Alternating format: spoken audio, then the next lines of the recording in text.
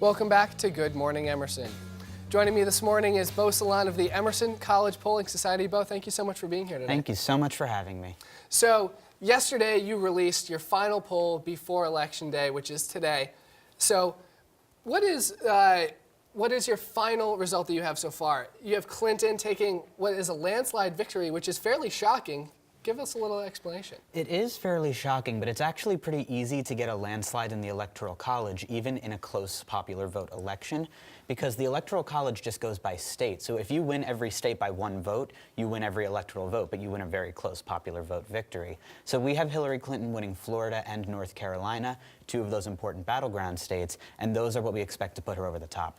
Now let's talk about those battleground states, because that's where it's really going to make a difference. States that we don't actually know what's going to happen. So what are some of the states that you have Hillary Clinton picking up the victory? So the most important state that we have given to Hillary Clinton is Florida. Florida has 29 electoral votes, typically always a very important state. We think that she's going to win it because of Cuban-American voters who typically vote Republican, but this year we expect to vote for Hillary Clinton because they're just disaffected with Donald Trump. Now, on that same side with Clinton, you also had her picking up a victory in New Hampshire, but in a very tight race. What put her over the edge there?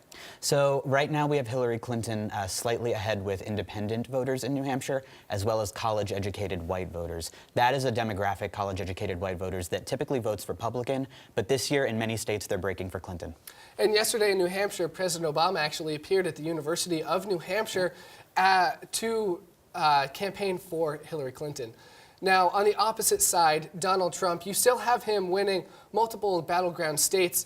What are some of the states that you think that he's going to run away with? So we think he's going to take Iowa, which is typically a very, very big battleground state.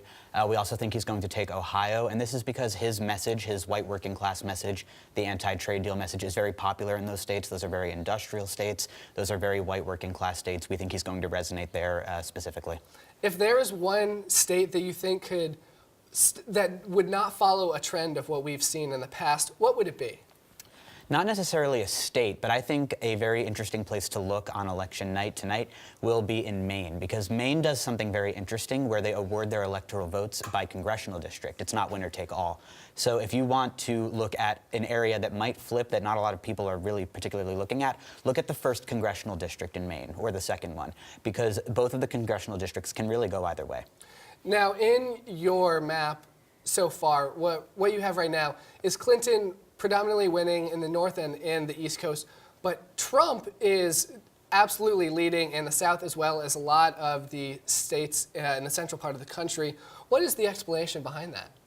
Well, different regions require a lot of different attention. There's different issues that go on in all different kinds of states, also a lot of different cultural stuff going on. I know that in the South as well as in the Midwest, a lot of eminent domain issues are really popular. Typically, Republicans are against eminent domain, so that's why those states break for Republicans. In the Northeast, it's much, much different. A lot of social issues are important there.